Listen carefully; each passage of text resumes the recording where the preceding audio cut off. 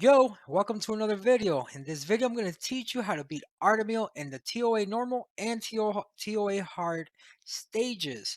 All right, so what I'm going to teach you is not only how to build a team to beat it, because you're not going to have the same monsters that I have. All right, there's just no way. Or if you do, they're not built exactly the same, whatever. So I'm going to teach you how to build a team for this. I'm also going to show you a completely free to play team that you will have access to. All right, but first of all, the very first thing is, and most important, is how are we going to kill him? So we need to understand his mechanics first. So let's take a look. He has a passive. It's called Judge. He counterattacks instantly when he or an ally gets attacked with a critical hit. It increases his attack by 10%. It also increases his defense by 10% whenever this passive is activated. Why does that matter? Because his skill 1 does damage according to his defense. So he's gonna get to 10 stacks. He's gonna get turns where there's no way that we're gonna be able to prevent him from ever getting a turn completely, or it'd be really hard. So what is gonna be our strategy? Obviously, we can't just burst him down, right? We're going to need some death prevention. That's where death prevention comes in. And we're going to need a lot of turn advantage while outputting some damage. All right. So now that we know his mechanics, now let's build a team. So what are we going to need to beat him? He also has a heal. All right, so the most important thing is we need a defense break. So you know your account, you should know which of your monsters can provide a defense break, right? You're gonna need heals. You're gonna need a healer. So for me, ideally, a defense break and a healer. Bella came to mind right away. Great. All right, I have my healer, I have my defense break. I don't have to worry about that. Now he does have a heal, so you're gonna need one of four things. You're gonna need either a provoke, a silence, a heal block, or you need to reset the cooldown on his heal. One of those four will prevent him from ever using that heal. You don't want him to use that heal, or you won't be able to kill him. And then we need turn advantage. So how do we gain turn advantage? You can either you gain it by having an increased attack speed, or decreasing their attack speed, or attack bar manipulation. So what you can do is you go right here and then you click, all right, who do I have that increases attack speed? Who do I have that decreases attack speed? Attack bar up for my allies, attack bar down.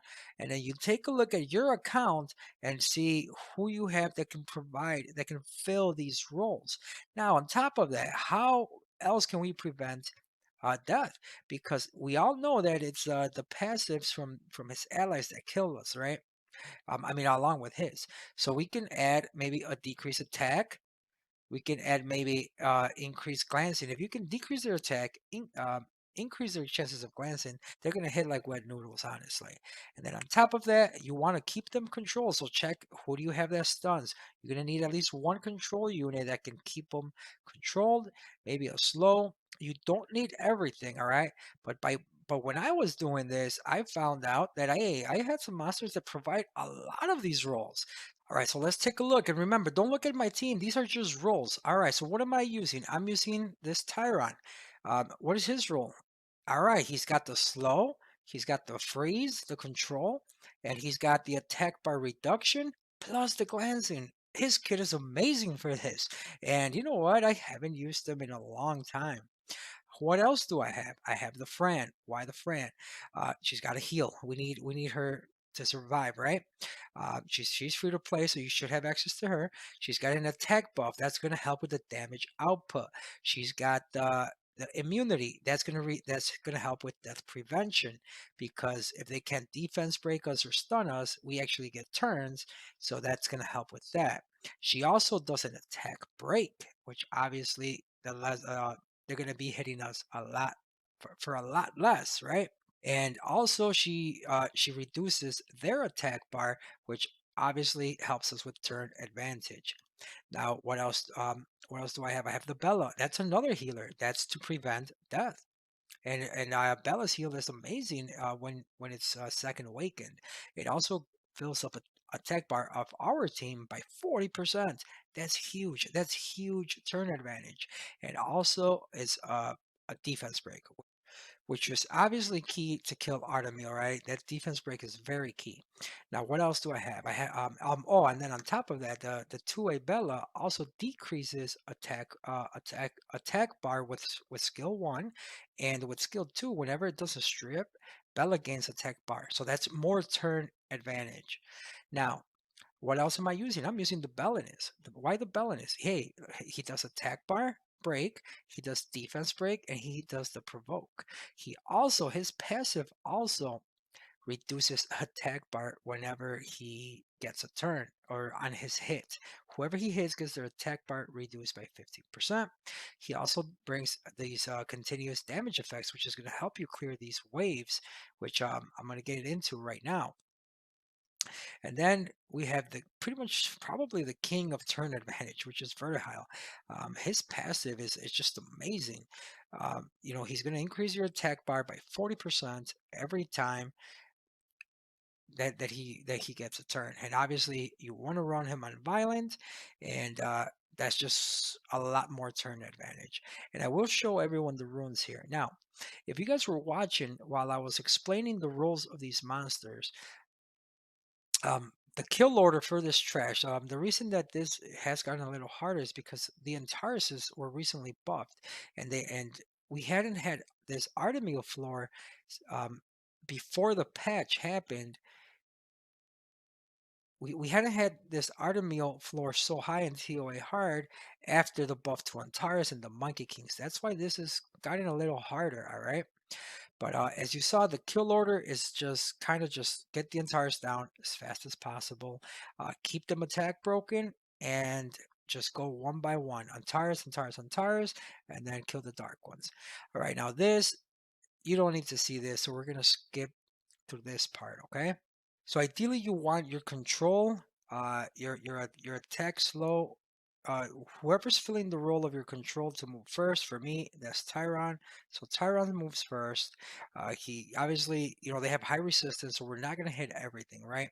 And see, right there, actually misplayed. I probably should have defense broken the Artemiel to reduce the incoming damage as it is. So your defense breaker should move next and defense break that Artemiel, and then you get your other control unit and just start applying all of these debuffs that your team is bringing. And remember, you don't need all of the debuffs. You don't need all of these debuffs. Um, I mean, obviously, the more the better. So another thing is to note, a very key is these Yetis. Whenever say they were not controlled, their passive only activates when you hit an ally, not them. So a tip I'll give you is whenever, and I think that they're gonna get out of this freeze eventually, is you want to target them instead of anyone else whenever they're not frozen or controlled, so that they don't counterattack you. For example, right now, I don't have anyone controlled, but you see, they have the glancing, they have the attack break. So you see how I hit him with Tyron instead of anything else. That's to prevent them from counterattacking, because they'll only counterattack when you hit one of their allies. So ideally, you want to kind of use them as a punching bag, and then you see all this. Damn, I mean, because we have the attack break and the glancing, and then the defense break on Artemiel, they're not doing much damage. You're gonna be able to survive some hits. I'm just reducing their attack bars, and just try to keep them all attack broken. I think attack break glancing is not necessarily needed, but attack break is definitely going to help you the most, along with the defense break for Artemiel.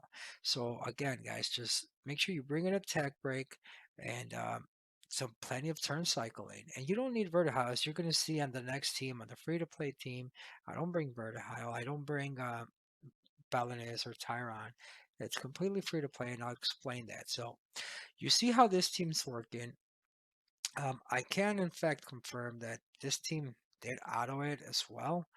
All right, so for video length purposes, I'm gonna kind of just fly right through this and fast forward. But just to show you, if you do have this team does fully auto. It's just complete auto, no problems. I mean, well, maybe there's a few times where it gets a little, where it looks like somebody might die, but they don't. And just like any auto team, I mean, obviously you're gonna do it when you're gonna put it on auto and do something else anyway, right? So it might take a couple of tries, but and I mean, and that's just with any auto team at any TOA stage, right? You got to rely on the AI, so things could go wrong. But as you can see, they pretty much got this already, and that's been a complete auto. You know, in the comments section below, what kind of auto teams you guys come up with, all right? And that should be it right there. Boom, victory, full auto. Now I'm going to show you the completely free to play team and how you want to rune it and run it. And I'll show you the runes on these monsters as well. I'm going to show you all the runes on all these monsters at the end of the video. All right, so I'm going to skip kind of through this. Again, this is the team. You got the Veromos, you got Cesarian, you got Tion, you got Bella, and you have Lauren. So you just kind of want to be picking off these Antarises. You want to just keep the Oblivion on them with Cesarian, so that your turn advantage is going to come from Lauren's slow and Tion's research and Bella's rest. You can see right there the mobilize. So you just pick off the entires one by one. You try to keep all of them slowed, or when Lauren gets a turn, just try to reduce the attack bar of whoever you need. And once you get past this, it's going to be pretty. I mean, the next stage is very easy. You have so Veromos is your control with that with his second skill, and also he's your damage output to kill all of these with his dots along with Cesarian. And as you can see here, we got all the Antarises down. So let's just go ahead and skip ahead. But that's essentially your team, and it goes back to like the same mechanics that I use with the other team. Is just roles. All you need is just people filling or your monsters filling roles. You just need some damage output. You need your ability to stay alive, death prevention, and then you need the turn advantage. All right, so let me cover the turn order. So as you can see, my Bella is going to move first, and that's just to get the defense break on Artemiel right away. And then you're going to have Veromos. Veromos he's our control unit, right? So he's going to control with his skill 2 stun. And then we're going to have Lauren move. That's our part of our turn advantage. So what you want to do with Lauren is you want to get that slow on whoever Veromos stunned, ideally one of the monkeys. Yeah, the monkeys, you want to keep them controlled a little more over the Yetis because, like I told you earlier, the Yetis, they'll only counterattack when you hit someone else. So so if you hit them, they won't counterattack. So you want to focus on the monkeys and keeping them stunned and controlled. So you want to get that slow and the decrease attack bar on the monkeys as fast as possible, and obviously on both of them. And then you have Tessarian. So Tessarian, boom, one same thing. The Oblivion. The Oblivion is your other piece of control and crazy death prevention, because if they can't counterattack you, they can't hit you and they're not gonna kill you. So you use Tessarian to keep the monkeys. Again, ideally the monkeys are you they should be oblivion over the Yetis. So you keep the monkeys as long as you can, and don't try to keep all four oblivion. Honestly, it's going to be hard. If you can manage it, great. If you can't, then just keep one at a time. At least the monkeys, and then focus on the Yetis after. All right, and then you have Tion. Tion's going to research Cesarian to make sure that he puts up Oblivion on at least two people. Obviously, if you get violent procs from Cesarian, that's amazing. So let's take a look at how the run goes, and I'll probably speed up through it. Now, I will tell you, um, my runes on my Romos, he's not tanky, he's on a damage build. So he actually dies, but that's why you have the Tion in case of oh shit moments. And I was gonna change his runes and make him really tanky, but then I'm like, well, you know what? Actually, if he dies, I can showcase the power of Tion. So that's why Tion is so good here, because of that revive. So as you can see, I put the Oblivion up on the monkeys, and now with Veromos, I hit the Yeti on the right, so because he can't counter me. Everything else had already had Oblivion, right? All right, so I kind of fast forward a bit and to the Veromos, and as you can see, he's pretty low, but I know that I have the revive, right? So I just give Tesla the turn to make sure that we keep Oblivion. Ideally, you just want everyone at a 2-turn Oblivion, because if it's a 1-turn like that monkey now, he can counterattack at any time. And I'm slowly working him down, and you'll see the Veromos is going to die right here. Um, but it doesn't matter because we're gonna be able to get him back up. Right there, that monkey lost his Oblivion, so he's obviously gonna be the next Oblivion target. Again, the monkeys over the Yetis, and you're gonna get the violent proc. So you want to see right there. I tried to refresh that monkey's Oblivion because he was ready to get a turn. Unfortunately, he resisted it, but then Lauren, we reduced his attack bar, and then now Rome is back. And then, here's just whoever you want. Right there, I give the turn to Bella, because we're gonna need the heal again for Veromos. But my Veromos, like I said, is dying, but that's because he's in an attack build. All I had to do was switch him to a defense. I'm sorry, to an HP build, and you'll see. I'm gonna show you the rules after this. All right, so let's fast forward a little bit. You already know how you should be doing this, and as you saw, we're almost died again there. But we have so much turn cycling because Tion can also research himself, reducing pretty much reducing that cooldown on his heal and revive pretty easily, right? So now oh, there goes Varomos again. So that's 3 times. Obviously, you're probably not gonna want to bring a damage Varomos like I did. Um, Maybe just bring him tanky because it's really the dots that are gonna do the damage. My damage Varomos, I mean, he doesn't do that much damage, honestly. Hey, we're almost died again. But, as you can see, we are just just working them down, and this is not going to be that fast. You are going to have to put in some work with this team. But yeah, guys, once you get to this point, you've pretty much won. Well, once you get the ads down, then it's pretty much game over. You can probably just click auto, which I think I do. But so in conclusion, guys, um, just build a tank giver almost, okay? I did want to just leave the runes, and I actually gave Tion like bad runes for this. I didn't want you to think that you needed like awesome runes. So speaking of runes, ideally you do want everyone on violent because of that turn advantage. You want to have that turn advantage as much as possible.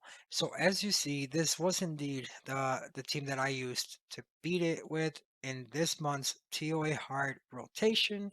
So there you go. And now I'm going to show you the runes on the monsters that were used. All right, guys. So let me show you the runes that I used on this team.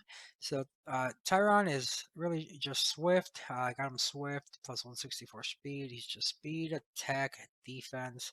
I don't even know. I think that attack run's just for the speed. Honestly, you could easily run it. Ideally, you want to run him violent. If you run him violent, it's so much better. And then Bella, I don't have the resources again to just strip runes, but this is my Bella. It's pretty good. You do not need this much speed. Trust me. You can just get you.